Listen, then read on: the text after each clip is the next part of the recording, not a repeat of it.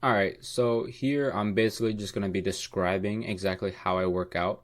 And in this video, I'm really going to be doing a mix between an arm wrestling workout, since that is my main sport, as well as hip training for like my hip health.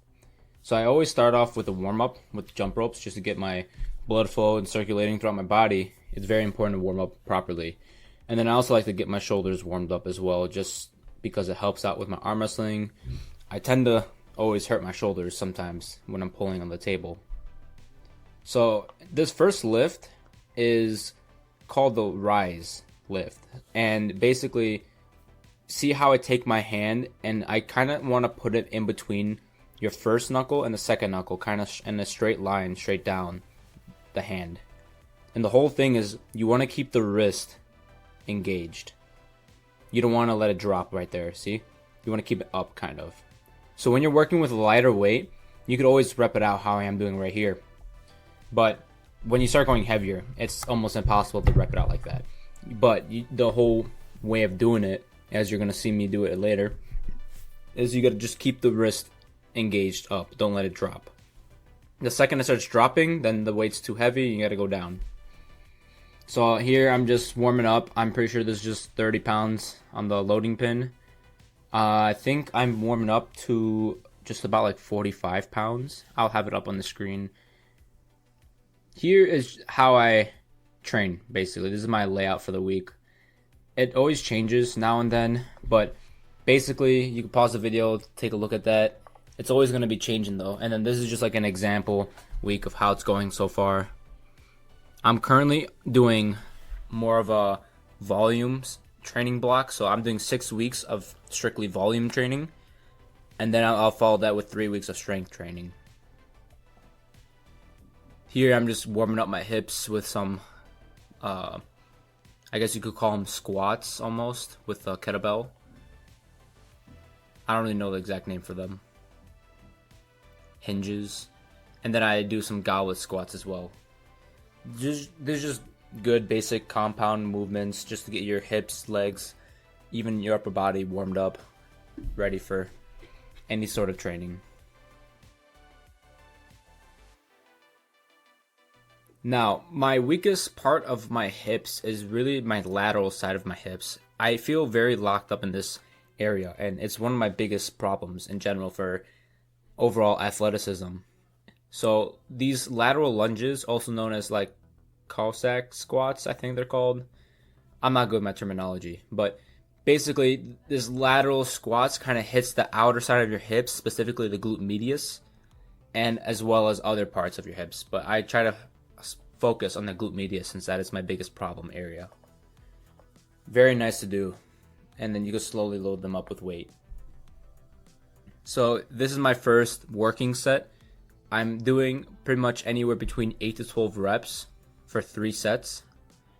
And the whole point is when you want to do the lift without the wrist motion and you just want to lift it off the ground, just make sure the elbow does not go under the hand. You want to keep at least parallel or even above parallel. And this is right now 40 pounds on the loading pin. And it looks pretty easy, honestly. I could go up from here, which I believe I do. So these are very nice. If you ever have those tight spots in your inner thighs, like by your groin area, these are called seated good mornings. And it's kind of like you're almost doing some sort of like a sumo deadlift variation, but it's a lot more controlled, and you feel this a lot in your hips. So if you have that tightness by your groin area, the inner thigh tightness, this target that really, really well. And you just want to keep the back straight as possible. Try to hinge only from your hips. So I did some thinking, and it just came to me that I believe martial artists, especially like kickboxers, taekwondo, people who use their legs a lot, have the strongest hips, I believe. People, if you are able to kick at like head level with control, you definitely have really good hips, mobile hips, strong hips, and powerful. So what I do here is I kind of do like pulses to my max range of motion, followed by an isometric hold, just to feel that contraction. You will feel this a lot in your lateral hips. And this kicking part is also very, very good. And I actually feel this one the most. I don't get the science and terminology or anything behind it, but just try these out yourself and see how it feels. It works out magically for me. And it even helps out with most of my lower back pain that I get from standing all day at work. This is my next set. I put on an extra 2.5 pounds onto my rise. See how it's just in between those two knuckles, straight down my hand. There are other ways to also set this up. If you know the popular arm wrestler Devin Larratt, he does these a lot. And he kind of lets them go over the punching knuckles a little bit, which is a little bit more realistic towards arm wrestling. I just like these a little bit better. I feel a lot more connected. I feel like I could squeeze my fist more. And I think it just goes better for how I actually arm wrestle. And yeah, this set also looks pretty easy for me. So now we're going back into the lateral lunges. This time I'm adding 55 pounds, trying to just control the weight as much as possible while sinking as deep as possible as well. And this will definitely challenge you a lot. Some people are able to almost go to the floor with their butt, but I have old man hips for no reason. My hips are locked up. So it's just about moving them in different directions, trying to just get the blood going everywhere, and just trying to loosening it all up. So this is going to be my last set. I believe I went up to 45 pounds. And I think I hit it for like 8 reps, something like that. This got pretty heavy.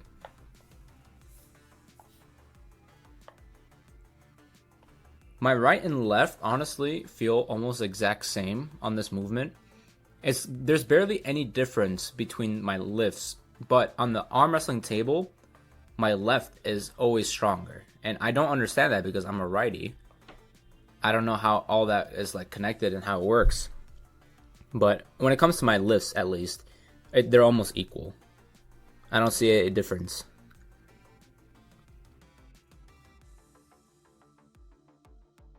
Now onto my next lift for what I do for arm wrestling.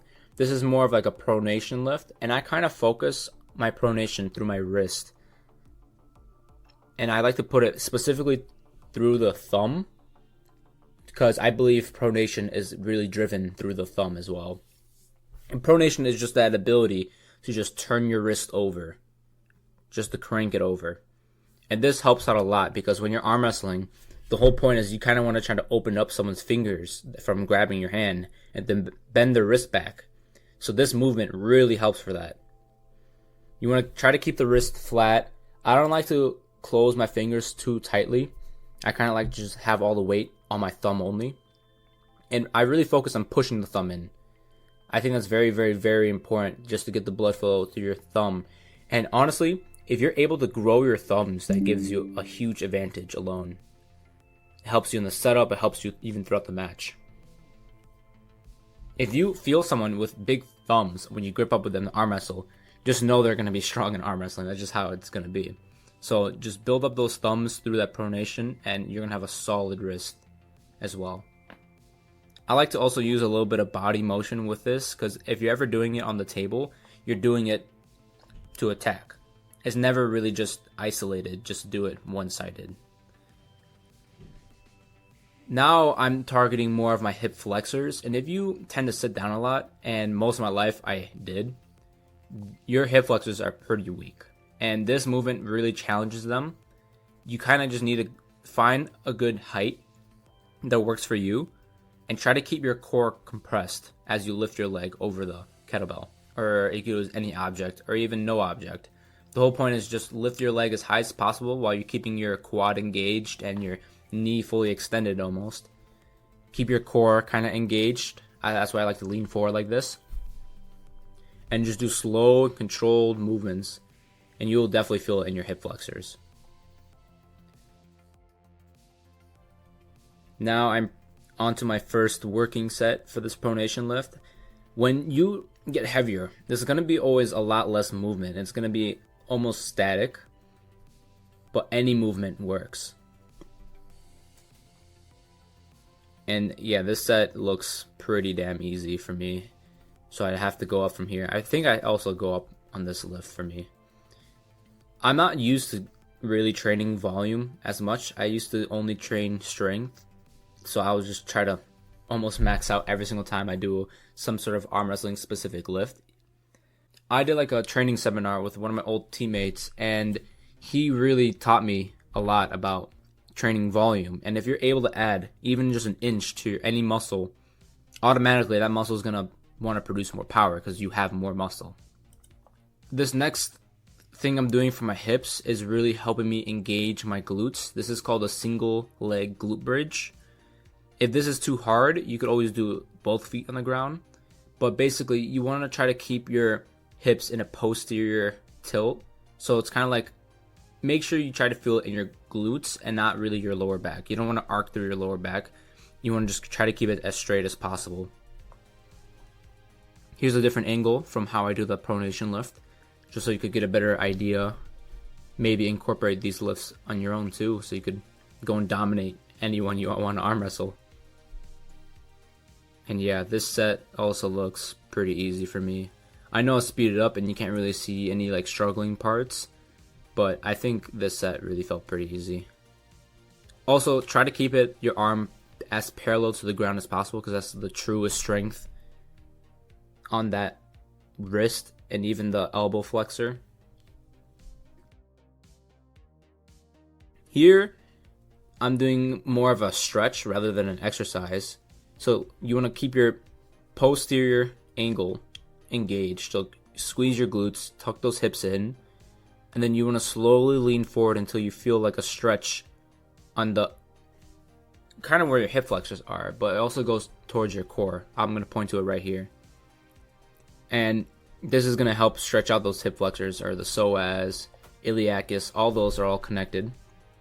And this really helps stretch that out. So like I said, if you sit all day, those will get really tight and really weak. So you want to stretch and strengthen those. This is my last set of the pronation lift. Again, it looks pretty easy.